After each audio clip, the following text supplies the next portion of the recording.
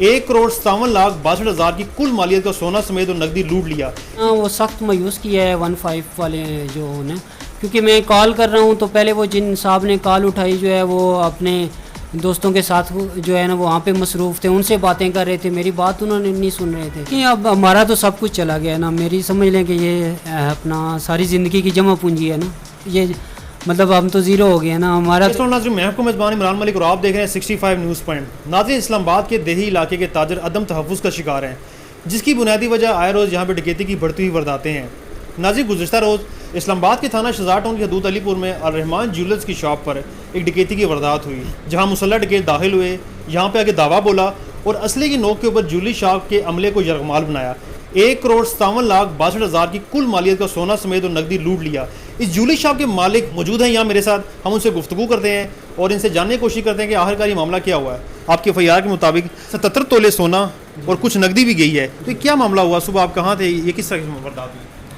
जी, ये सबसे पहले तो ये एक बंदा मेरे पास आया है जुमेरात वाले दिन ना, तो उसने आके जो है वो यहाँ पे कहा है कि जी उसको रिंग कोई चाहिए ना, तो उसने वो रिंग देखी है, पसंद की है, तो उसने कहा जी कि चले मुझे भाई के लिए चाहिए तो मैं साथ लेके उनको आ जाऊँगा। फिर जिन्होंने आगे वारदात की, आपको पता है कि वो पहले लोग आए हैं आपके पास? बंदा आया, एक बंदा उनमें से पहले आया था यहाँ पे ना, तो फिर वो हफ्ते वाले दिन जो है, जुम्मा हमारी छुट्टी होती है, हफ्ते वाले दिन जो है ना हम आए हैं यहाँ पे। तो पहले तो ये मुलाजिम है दो, वो आते हैं यहाँ पे, दुकान खोलते हैं, सफाई वगैरह करते हैं।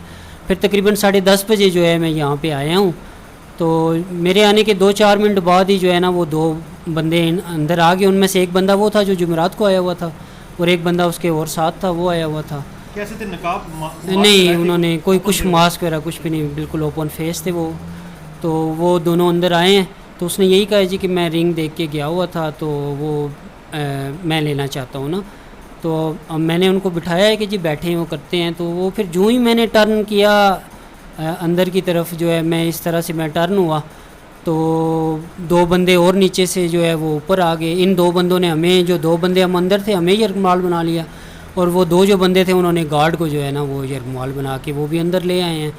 फिर उन्होंने हमें जो है, ये हमारा सेफ़ रूम है पीछे, वहाँ जाके उन्होंने हमारे हाथ वगैरह बांध दिए। तो फिर उन्होंने जो है वो सारा फुटेज वगैरह आपने देखी होंगी कि वो सारा सामान जो है उन्होंने वहाँ से निकाला है। बिल्कुल वो जो कुछ हमारे पास था वो सारा जो है वो। सोना कितना था जो यहाँ मौजूद था आपके पास? ये तकरीबन जो है ना 900 ग्राम के करीब जो है ना वो सोना था मेरे पास, और 3,62,000 जो है ना ये कैश। इसकी कुल मालियत कितनी बनती है? हमारे पास ये ज्वेलरी की मुख्तलिफ आइटम्स होती हैं ना, सेट्स वगैरह होते हैं, बालियाँ होती हैं, इसमें कांटे होते हैं, हर तरह की चेन्स वगैरह ये चीज़ें होती हैं, चूड़ियाँ होती हैं, कड़े वगैरह होते हैं। सारी मिक्स चीज़ें पड़ी थी? जी, मिक्स चीज़ें पड़ी हुई थी उसमें। तो कुल कितनी की मालियत बनती है कुल इनकी? ये 1 करोड़ और 57 लाख तकरीबन। 1,57 लाख? जी हाँ, ये बनती है अमाउंट। तो ये सारा कुछ आपके पास लॉग में मौजूद था जो लेके गए यहाँ जी से? बिल्कुल लॉग में मौजूद था। उसके बाद क्या किया आपने? उसके बाद जो है ना वो जो ही यहाँ से निकले हैं तो हमारे ये जो एक डोर है वह उसका जो है ना अंदर से लॉक था, तो मैंने जो ही वो निकले हैं तो मैंने वो लॉक खोला है। तो फिर मैं नीचे की तरफ गया हूँ, तो जितनी देर में वो गाड़ी निकल रही थी तो मैंने उसका नंबर नोट कर लिया गाड़ी का ना। तो फिर वही जो हमारा तरीका होता है, फिर 15 पे मैंने कॉल की, लेकिन यहाँ पे मैं जो है ना वो सख्त मायूस किया है 15 वाले जो ने, क्योंकि मैं कॉल कर रहा हूँ तो पहले वो जिन साहब ने कॉल उठाई जो है वो अपने दोस्तों के साथ जो है ना वहाँ पे मसरूफ़ थे, उनसे बातें कर रहे थे, मेरी बात उन्होंने नहीं सुन रहे थे। फिर काफ़ी देर बाद जब उन्होंने वो किया तो फिर मैंने उनको बताया कि ये इस तरह से वारदात हो गई है, ये इस कलर की गाड़ी है, ये उसका नंबर है, ये यहाँ से त्रामली की तरफ गई है। तो वो हमारा यही था कि बर वक्त उसकी कॉल हो जाए ताकि वो गाड़ी ट्रेस हो जाए यहाँ से निकलने से पहले ना।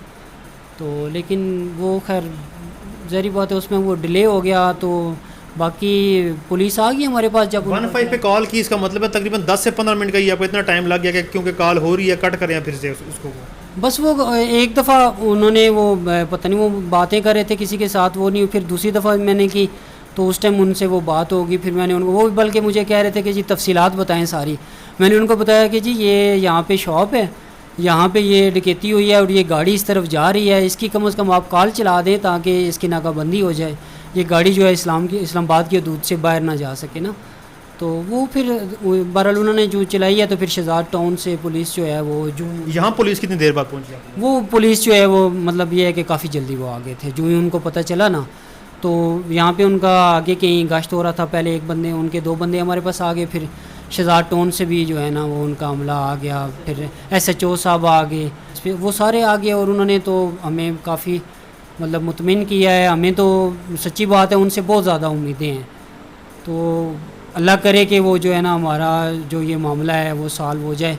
अब ये बात है ना कि क्योंकि शुरू में जिस तरह से वो रिस्पांस दे रहे हैं तो अल्लाह करे कि ये रिस्पांस जो है ना ये ख़त्म ना हो, इसी तरह से ये मामला जो है ना ये सॉल्व हो जाए। क्योंकि राशिद साहब इतनी ज्वेलरी शॉप है और 1,57,62,000 इतनी बड़ी डकैती यहाँ पे हुई है, इतनी मालियत को सोना यहाँ पे गया, क्या यहाँ पे हमने कुछ CCTV कैमराज वगैरह नहीं लगवाया? क्योंकि मैं देख रहा हूँ कैमरा तो लगे हुए हैं, क्या ये वर्किंग में नहीं है? नहीं, कैमरेज तो हमारे लगे हुए हैं। वो इसमें ये होता है कि वो DVR जो है ना वो लेके चले गए ना हमारे पास। DVR कौन ले गया? वो डाकू ले गए हैं। अच्छा, वो साथ लेके हाँ, वो DVR? साथ लेके गए हैं DVR जो है ना। अच्छा, जब उन्होंने आपको जरमाल बनाया तो क्या किसी किस्म का कोई तशद्दुद भी किया उन्होंने कोई किस्म का आपको?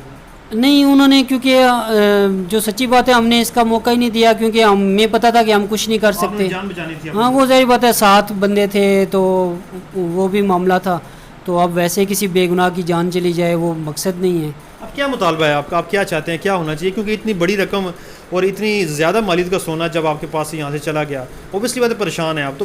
देखिए अब हमारा तो सब कुछ चला गया ना, मेरी समझ लें कि ये अपना सारी ज़िंदगी की जमा पूंजी है ना, ये मतलब हम तो ज़ीरो हो गए ना। हमारा तो यही है कि वो हमें चीज़ मिलनी चाहिए हमें ना, हमारा तो रिकवरी होनी चाहिए, हमारा तो यही मुतालबा है। राशिद साहब आया रोज़ यहाँ पे ज्वेलरी की शॉप्स के ऊपर और आम जो दुकानें वहाँ भी डकैती की वारदातें होती रहती हैं। आप नहीं समझते कि यहाँ पे इस रोड के ऊपर, लतरार रोड के ऊपर ताजिर जो है काफ़ी यहाँ पे वो कह सकते हैं कि अदम तहफ़्फ़ुज़ का शिकार है वो? जी बिल्कुल, यहाँ पे वाकई जो है ना यहाँ पे कोई इस तरह से कि यहाँ पे प्रॉपर एक गश्त का निज़ाम होना चाहिए, ख़ास तौर पे कि ये जब ये दुकानें खुलने का टाइम होता है 10 बजे से लेके ना, और जब दुकानें बंद करने का टाइम होता है ये इस दौरान, बल्कि प्रॉपर एक यहाँ पे जो है ना ये पुलिस और रेंजर का ना यहाँ पे होना चाहिए। देखिए ये बहुत बड़े बाज़ार हैं यहाँ पे, मेन रोड के ऊपर कहाँ से लेके आगे त्रामड़ी तक भी, तो ये यहाँ पे ताजर जो है ना वो अदम तहफ़्फ़ुज़ का शिकार रहते हैं हर टाइम जो है ना, वो उनको ये फ़िक्र ही लगा रहता है कि जी कोई ना कोई हादसा हो जाएगा। देखिए मेरा IG साहब से यही मुतालबा है कि यहाँ पे आए रोज़ वारदातें होती रहती हैं ना, ठीक है, ये खैर पहली दफ़ा हुआ है कि इतनी बड़ी वारदात हुई है, छोटी मोटे तो इससे पहले इतनी बड़ी वारदात कभी भी नहीं हुई ना, तो वो ज़ाहिर बात है कि ताजर जो है ना आदमी तहफ़्फ़ुज़ का शिकार हैं। अब अभी भी यहाँ पे काफ़ी ज़्यादा प्रेशर है, जैसे ये इतनी बड़ी वारदात हो गई है तो ताजर तो इस चीज़ में है कि हम हड़ताल करेंगे, यहाँ पे रोड ब्लॉक करेंगे, क्योंकि ये देखिए ना हमारे पास जो कुछ भी होता है ये सारा जो है इस तरह से डाकू ले जाते हैं, हमें तो हमारे पास तो कुछ नहीं बचता ना जी। देखिए ये IG और DIG साहब जो है ना उनसे तो यही हमारी गुजारिश है कि इस मामले को जल्द अज जल्द हल होना चाहिए ना। अगर ये मामला हल नहीं होता तो फिर हम जो है वो ज़ाहिर बात है हम एहतजाज करेंगे, हमारे पास ऑप्शन वही है, क्योंकि यहाँ पे ताजर बरादरी जो है वो सख्त जो है ना आदमी तहफ़्फ़ुज़ का शिकार है कि आए दिन यहाँ पे वारदातें होती रहती हैं, फिर जो है ये मामलात जो है ना वो दूसरी तरफ चले जाएंगे। तो उनसे मेरी यही गुजारिश है कि वो अपने ज़ाती दिलचस्पी ले के तो इस मामले को कोशिश करें कि जल्दी से जल्दी हल हो जाए, ताकि हमारी ताजर बरादरी का जो पुलिस के ऊपर एतमाद है वो बहाल हो सके। ना कि अगर ये ज़ाहिर बात है कि अगर ये रिकवरी नहीं होती तो फिर वो जैसे हम ये अदम तहफ़्फ़ुज़ का शिकार हैं, पुलिस पे हमें एतमाद नहीं है, तो वो फिर हमारी जो है वो उस चीज़ में इजाफ़ा होगा।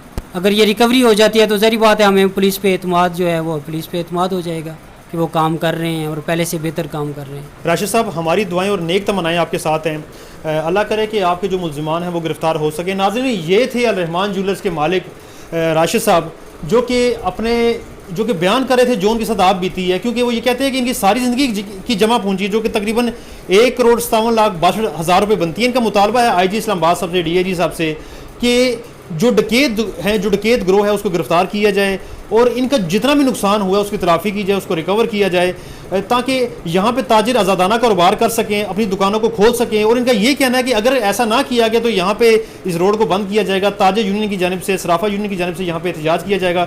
इसके साथ ही नाज़रीन मैं आपसे इजाज़त हूँ, इमरान मलिक 65 न्यूज़ पॉइंट इस्लामाबाद से।